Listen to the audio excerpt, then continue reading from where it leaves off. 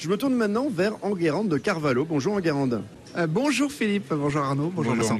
Alors Enguerrand, toujours en direct du Salon des Entrepreneurs. Effectivement, entreprendre aujourd'hui, c'est beaucoup avec des nouvelles technologies, c'est beaucoup avec Outlook, qui est quand même un outil qui nous énerve et on en a tellement besoin. Quelles sont les bonnes pratiques? Alors en fait, effectivement, la messagerie a pris de plus en plus de place dans nos vies, ça je pense que... Je vous confirme, y compris le dimanche soir. On parle de 120 mails par jour. Minimum. Petit joueur. Entre 4 et 600, oui, vous voulez dire. Oui, effectivement. Les petits bras, allez. Alors comment on fait pour optimiser tout ça?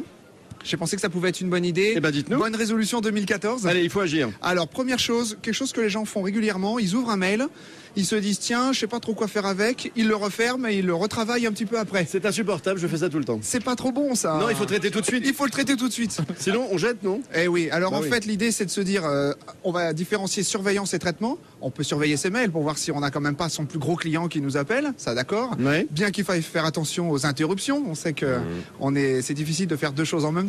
Non mais ça c'est fini, on fait tout le temps des trucs en même temps. Non, oui, je sais. On est interrompu tout le temps. C'est vrai, c'est vrai ce que vous dites Philippe. Je crois que la zone de concentration est de pas plus d'une minute et demie en général en ce moment. Enfin, on n'est pas plus sur une même tâche plus d'une minute et demie. Eh oui, c'est vrai. Donc je pense que dans ce contexte-là, le plus simple déjà, c'est d'essayer de traiter ces mails au fur et à mesure qu'ils arrivent. C'est ça. Et ne pas les remarquer en non lu, par exemple, ou leur mettre un petit drapeau pour se dire qu'on va les refaire après. Il faut les regarder tout le temps ou bien il faut faire des pauses? Moi, je pense qu'il faut traiter ça par période. C'est-à-dire, il faut se dire, il y a un moment, on va le faire. Par exemple, fin de matinée, milieu de matinée. Les productivistes vous diront qu'il ne faut pas commencer ces mails en début de matinée parce que c'est les autres qui dictent votre journée, du coup. C'est vrai, ceux qui vous sûr, envoyer des mails. Sûr. Théoriquement, il faut commencer par ses propres objectifs. Avant d'arriver au bureau, il faut pas commencer son... Non, il faut démarrer ce bureau avant les autres. On sent qu'Arnaud est rodé.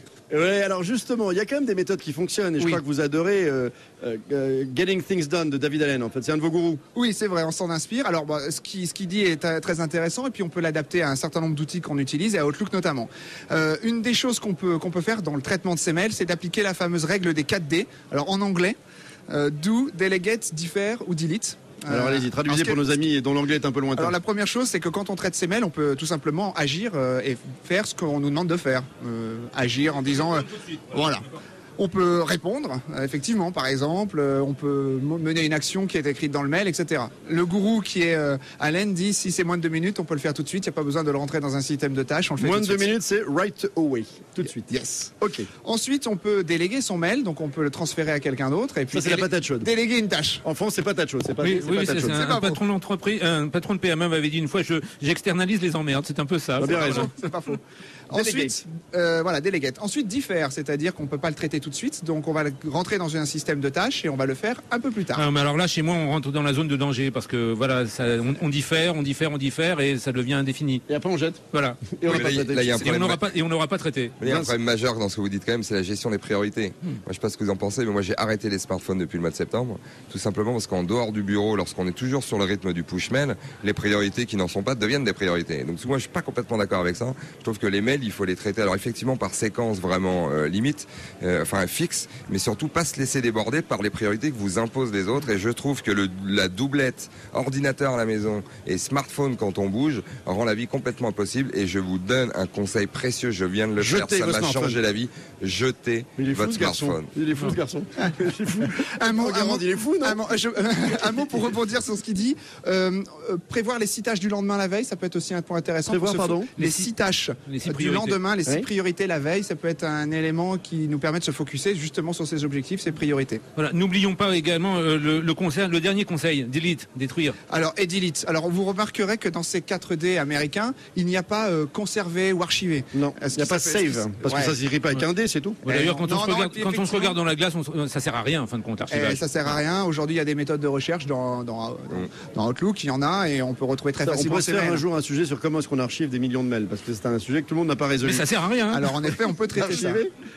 On peut traiter ces mails au travers de ces 4 lettres, ces 4 D, et le faire immédiatement, en ne perdant pas en tête ses priorités, en les ayant par exemple en tête dès la veille et suivre donc les 6 tâches qu'on a envie de prioriser. Mais vous dites aussi, Enguerrand de Carvalho, qu'on peut mettre en place une charte d'usage de la messagerie. Ça veut dire quoi, ça? Je suis toujours surpris que énormément de mails, ok, on le sait, mais il y a beaucoup de mails internes en fait finalement.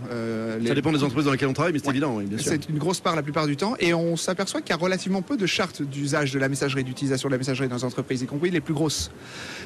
Or, un élément très simple. On peut tout simplement taguer, pardon pour cet anglicisme, taguer l'objet de ces mails en disant par exemple AR pour action requise, RR pour réponse requise, LR pour lecture requise ou PVI pour votre information. Ce qui veut dire que quand on envoie ce mail à un collaborateur de l'entreprise, en ayant ces quatre acronymes, Indicateur de priorité, il sait tout oui, de un suite petit s'il peu. va devoir agir, répondre, lire ou si c'est juste une information qu'on lui envoie.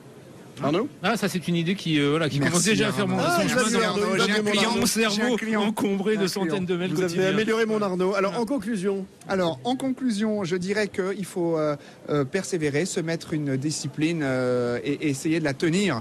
Donc, faire des petites choses simples et s'y tenir au quotidien, faire les choses en profondeur. Voilà la conclusion que je dirais. mais vous, est-ce que vous qui êtes un pro des nouvelles technologies, vous êtes quand même plus efficace que nous en termes de mails ou pas? Ou est-ce que finalement vous êtes comme nous tous totalement débordés? Non, je n'ai pas la prétention. Moi, je vous le dis, il est mieux organisé que moi en tout cas. Voilà. C'est sympa, merci. C'est facile, Arnaud. J'ai pas la- j'ai vous pas- connaît. J'ai pas la prétention de le penser. En tous les cas, j'essaye, oui. Est-ce qu'on peut avoir une boîte Outlook vide? Ah bah oui. c'est- À part l'acheter, hein, à part dire j'en veux Ouais, plus, mais ouais. est-ce qu'on peut arriver à avoir globalement une boîte Outlook qui ne soit pas totalement en permanence encombrée? Oui, c'est ce qu'il faut. C'est l'objectif numéro 1. Le soir, il faut que ce soit vide? Le soir, il Quand faut on que va ce soit se coucher. vide. En fin de semaine, si c'est possible, et il faut de temps en temps pouvoir céder pour que ce soit vide. Et le pire Oui, cauchemar, c'est quand même le l'inbox lundi est vide. matin quand il y a 500 messages. Oui. Là, on est totalement Oui, ou déconnecté. quand on bosse le week-end et qu'on a d'ores et déjà des gens qui nous répondent le week-end Le même. couillon du dimanche soir à 23h30, je le connais.